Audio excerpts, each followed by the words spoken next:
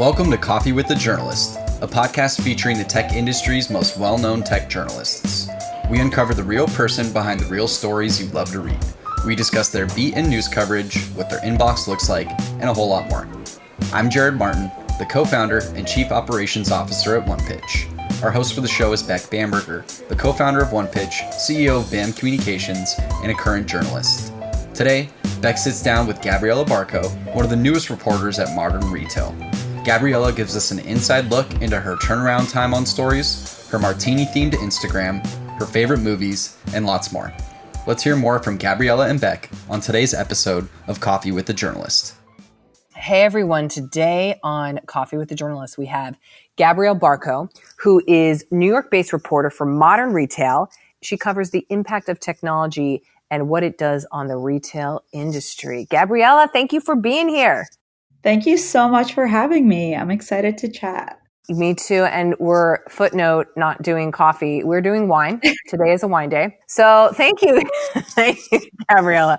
It's been quite the time and I know you've been quite busy. So we're going to start and dive in here. First off, you know, you've been in a number of various stints. Your job is rather new at Modern Retail. So you've been there since January. So congrats on the new job, first off. Thank you. And have otherwise been at Crunchbase, at Inverse, at Vice, Observer. So you've been around the bend a little bit here so far and started out as an intern at Hearst Magazines. How was that at Harper's Bazaar, by the way?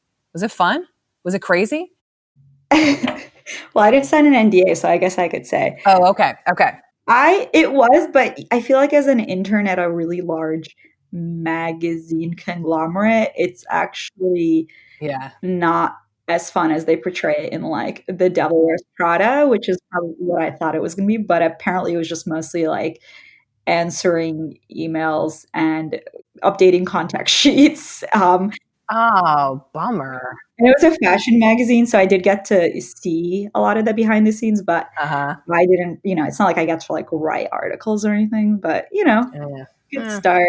Yeah, good start. Well, look at you now. Oh, thanks. And you're back in kind of fashion, retail, and all that stuff. Sort of full circle, yeah. I don't consider myself a fashion writer at all, but it's there. Tell us a little bit. Give us a little plug on your cocktails. My cocktails? We got to talk about that in case people don't know. Okay, true. I mean, they probably shouldn't know because I have like 40 followers. Well, now we need to get it up to 100 at least. Come on. Oh man. Okay, here we go. Okay. So yes.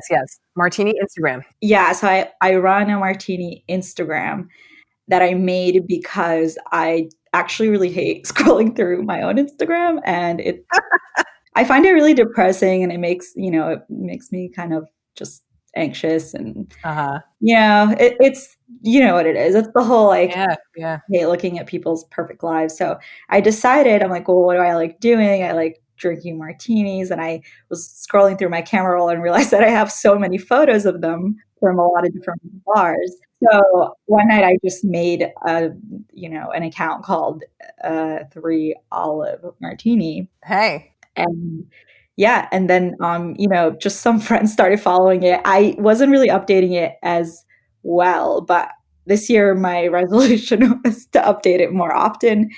Yes. So that's what I do. Okay. 3 Olive Martini on Instagram. Thank you. That's fun. I like that. And it's not, because you could get depressing when you look at it. Yeah, it's so low risk. I don't have to really think about it. I'm not trying to really be an influencer, so it's just for myself. I mean, who knows? Never say never. Beef Eater, if you're out there, I could use some sponsorship. Yeah, who knows? Maybe a year from now, you're going to have all these martini companies coming after you. Well, why don't we jump into the making of a great story? This is one portion of this podcast we like to talk about, of just how do you come up with a story? Where do you source it? Where does it come from your brain? Do you get into a certain spot of like thinking where you're like, oh, I go to my one corner or my little meditation pod and I come, how do your stories come about? Yeah. So I think it's different because I felt it I've experienced it on 2 different levels, which is when I was a freelancer, it was a really different process because you're not on staff and you're not in a newsroom with any editors. So day to day, it was really different. And I guess I can give some examples. So, I was a freelancer, so I had to sign up for health insurance through, the ACA. And then I downloaded the app. It was just like Oscar Health. And I noticed that they do a lot of their interfaces telemedicine focused, which obviously is huge now. This was a few years ago. And I was writing for Motherboard at the time. And so I pitched a story about why are a lot of insurance companies sort of turning to telemedicine, because I had used it and it was actually really great and it saved me a trip to the doctor. And so, things like that where you just are a natural consumer. Oh, okay. A lot of it does come from that. Oh. Yeah. And so I think it's also a motivation when you're a freelancer, because the more ideas you have, the more likely you are to be paid, right? To write them. That's true. That's a whole different beast. But a lot of that also came from, just me throwing ideas out there about everything around me. Mm-hmm. And then on staff, it is a little bit different, especially when when you do have a beat or a focus. A lot of times, because we're following certain companies, we do follow a lot of lists and social accounts and news alerts. A lot of it comes just from news pegs. So let's see. I mean, Casper, for example, recently we got a lot of coverage on because they were IPOing. The IPO, yeah. Yeah, they're a direct-to-consumer company. They're within our wheelhouse at Modern Retail. And so that's an example of a company that we would just kind of check in on all the time. So definitely, I think you can kind of sense that on staff. It's really more about just keeping up with what's going on than, trying to get the news out, but then also doing analysis of what that means. So then so you see that little news kernel come by or something and you go, okay. And now it's like, yeah, go write a story on that. So then what? How do you then go from there? Yeah. And get in terms of getting the sources, the quotes, the people, all those things. Yeah. So that's, the hard part. Yeah. So, I guess to take you through the day, you're so optimistic at like 9 a.m. when you get a story or you pitch it and it's approved and you're like, okay, I'm going to file this by like 4 p.m. Or, tomorrow or whatever. And even, a news. So at Modern Retail, we do have a very high standard. Even news stories do have to have original reporting or analysis data. So I do have to literally go out and, not go out, but, find them. So that's when you kind of have to jump in. And a lot of times it's easier to plan when it's ahead of time, but that's not always possible. So, you start reaching out to your sources, analysts, kind of, your Rolodex of people, the company itself, if they're, involved. And then you kind of just play this, hope, I don't know, praying ball where you kind of just hope that everything comes back together and you're on the phone with people. And it's very, adrenaline rush focused. And when it doesn't, then you kind of have to go back to the drawing board and see what you could salvage. Yeah. Now at Modern Retail, and I know you got, this is all new, but what's the turnaround for stories for you mostly? Is it 24 hour, 48 hour? Do you get a week sometimes on longer form stuff? Yeah. So obviously if it's something that I'm working, features, which I haven't really obviously delved into too far because a lot of our long form can also be pitched towards our magazine, which is quarterly. Yes. So it's a little bit of an overlap. So I started out kind of trying to focus on either, a couple day turnaround where I can just get like a couple people on the phone, which, shouldn't really, if they reply to your request. Yes. Usually people are very happy to get on the phone and, you can kind of just get everything you need and put it together. And then, submit a first draft, kind of see who else you can talk to. A lot of obviously resources are helpful. I don't know if you want to plug one. Oh yeah. Plug one. Oh, I was making a joke about. Oh, One Pitch. Yeah. Yeah. We know about that one.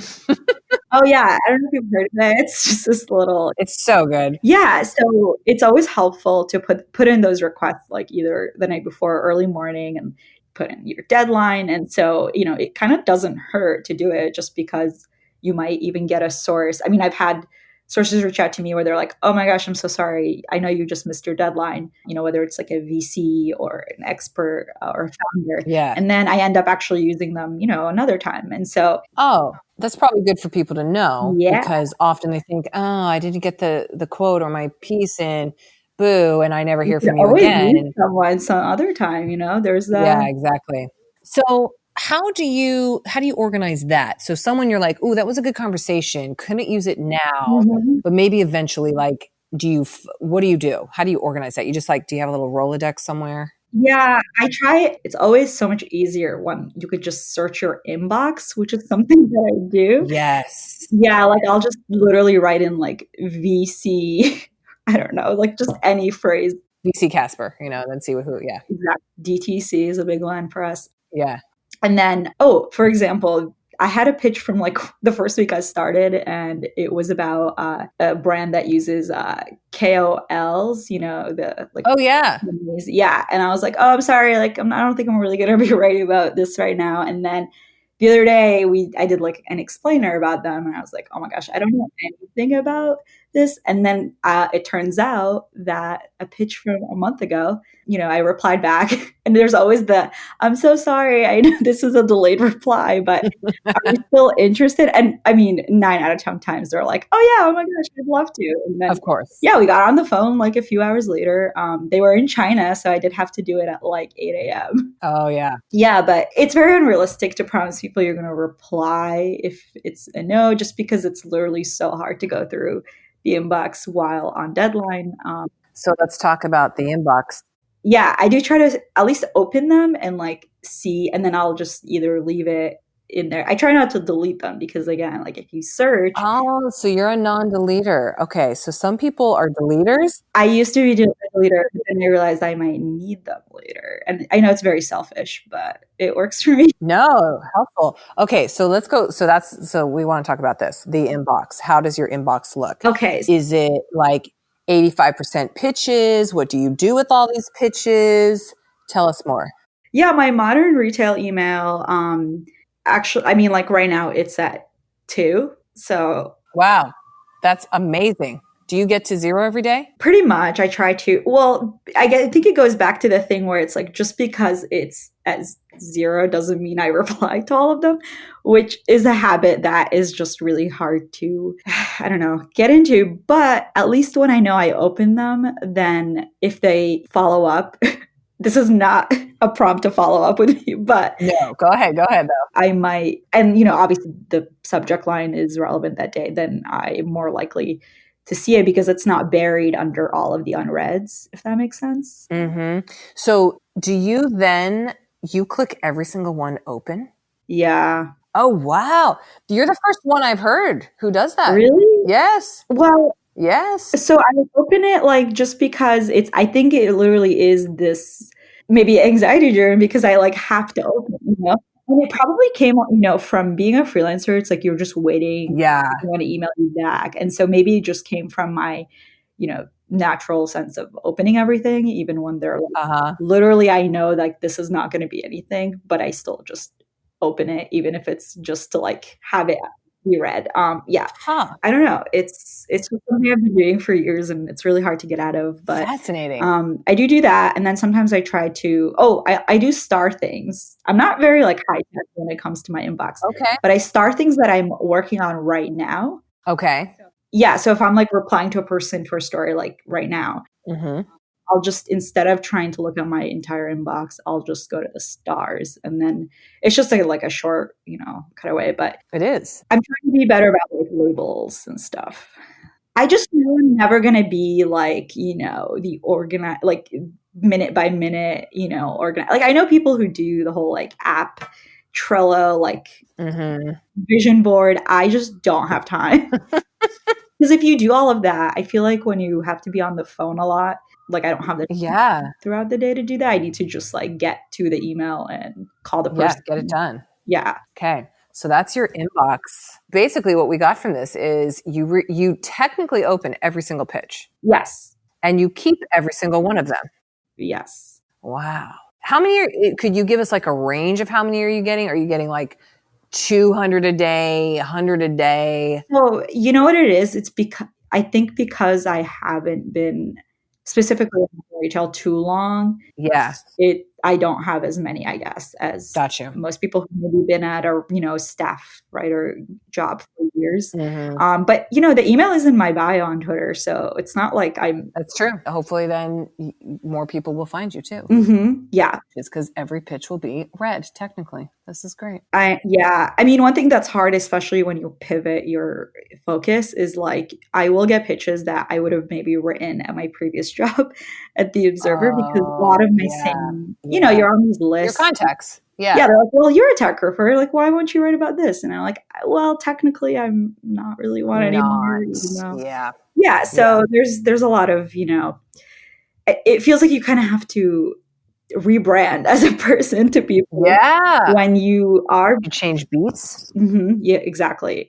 Even if they're just a slight pivot, it still feels like you have to tell them. And there's always like a disappointed reply, but.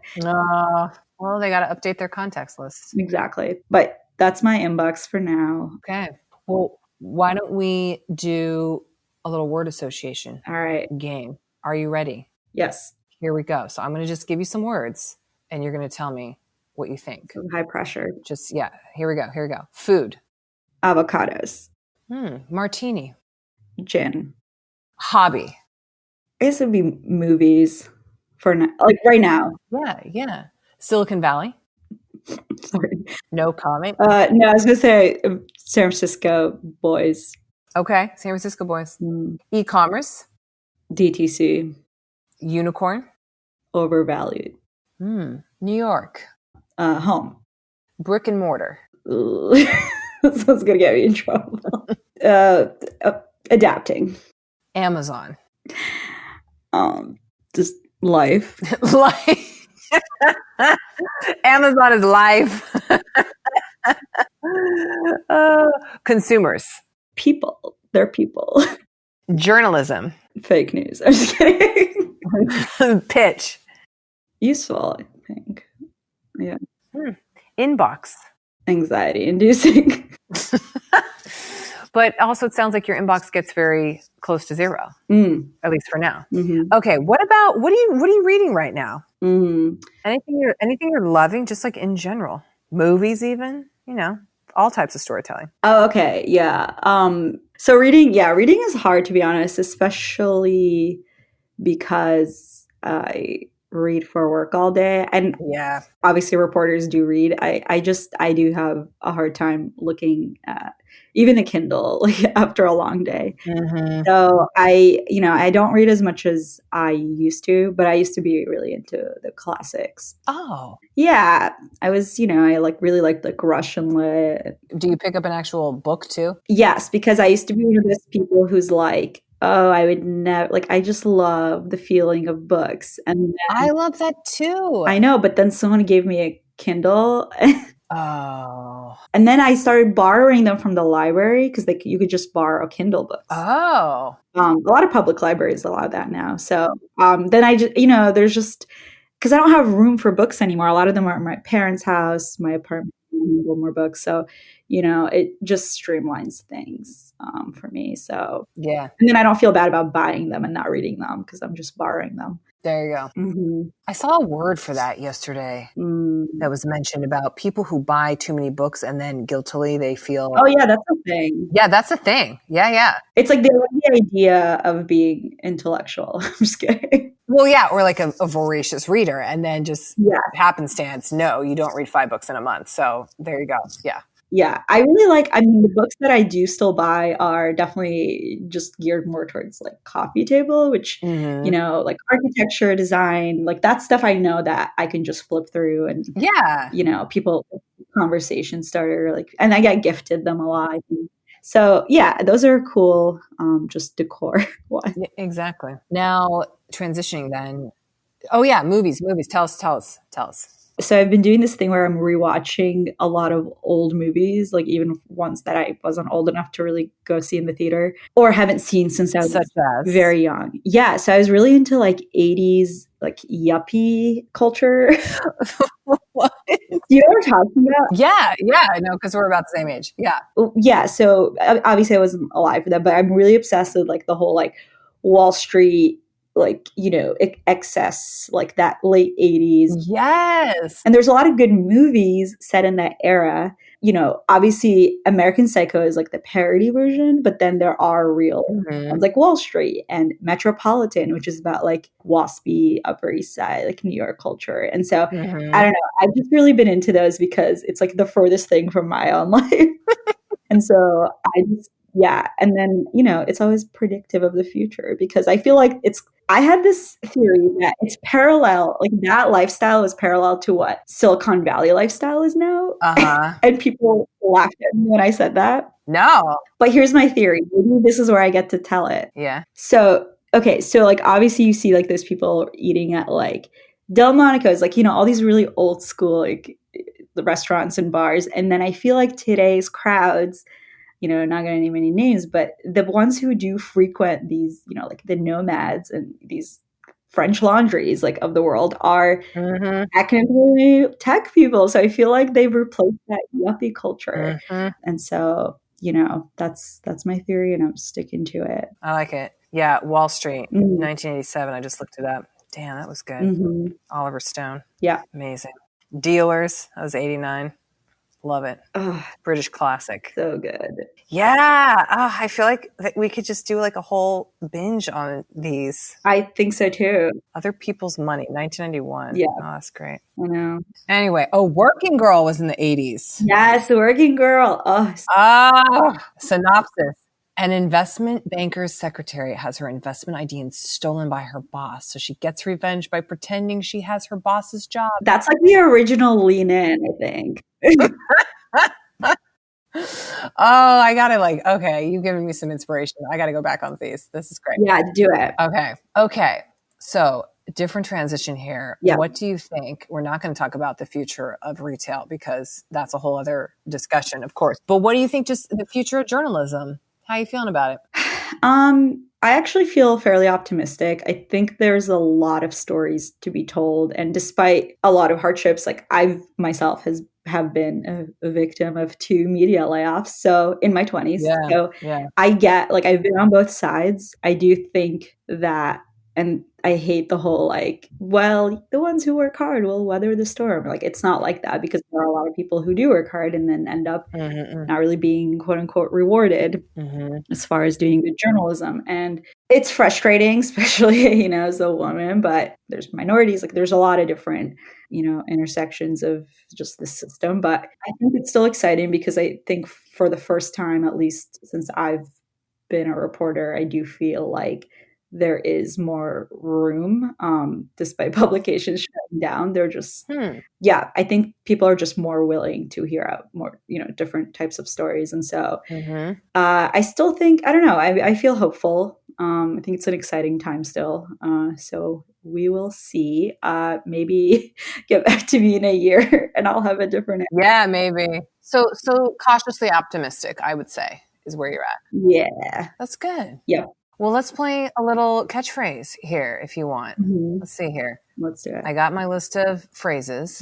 I'll give you them, and then I'm going to read it back to you. So let's go here. First off, is a catchphrase. Do you have any catchphrase? No, I just repeat like memes that I've internalized. So just whatever is trending, which is really stupid and it doesn't make any sense. Like, I'm just like, oh my gosh, like she's shaking. And then and my mom would be like, what? Like, no, I'm kidding. Like, yeah, but I don't have like a real catchphrase or anything. That's okay. Okay, that's fine. Well, I put something in. Okay, what about like a journalist scare phrase? Not getting back to me. Okay, what about an empowering journalism buzzword? I don't know if this is empowering, but putting gate at the end of things. Like Watergate, like they'll just put gate at the end. Oh, yeah. Ugh. It's more of a bad habit than empowering, but I feel like people abuse it.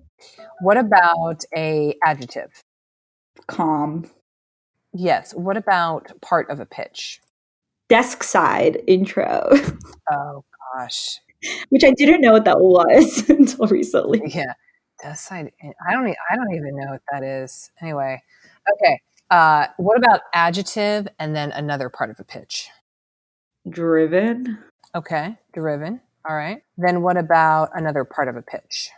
Invitation, all caps. Oh, God. What about amount of time? Deadline. Deadline. Okay. Mm-hmm. It's not an amount of time, but it's kind of how my life. Yeah, that makes sense. Okay. How about another adjective? We're almost done. Anxious. Okay. Then what about a noun? Home. Okay, great. And then a topic. Politics. And then a verb that ends in ing. Disrupting. Okay, that's good.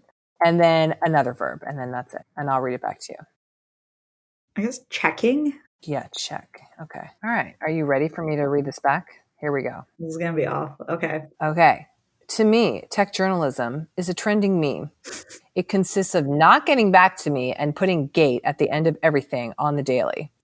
If a pitch has a calm, desk-side intro offered, I will absolutely respond to it. However, if a pitch has a driven invitation in all caps, you can expect no reply from me. This is maybe true. If the deadline goes by and you don't see an email back from me, you can just assume I am not anxious about it. The best stories always have home and are usually about politics. And the best way to reach me is disrupting me, but you can also check me. I feel like you just read like my tarot card. I love this. It kind of has worked out like that for a lot of people. They're like, oh, can you actually send that to me? It sounds accurate. I'm like, sure. Well, Gabriela, thank you so much for hopping on here and drinking some wine. Mm-hmm. We just drink all types of stuff on this show besides coffee in most cases. It's great. It's the journalism beverage menu, you know? True. And we will be on your Instagram. Oh, yes, please. What is it again? 3 olive martini. Get on it. Great. Mm-hmm. With an S. Martini. Okay, everybody. You heard it here first. Thank you, Gabriela. Bye. Thanks. Thanks for listening to this week's episode of Coffee with the Journalist featuring Gabriela Barkho from Modern Retail. The goal of our show is to give you an in-depth look into the tech industry's most well-known and coveted journalists, and we hope you found today's episode insightful. If you haven't already, make sure to subscribe to our show on iTunes, Spotify, and everywhere else you enjoy listening to podcasts. We'll see you next week with an all-new guest and even more insights. Until then, let's quit bitching about pitching and start great stories.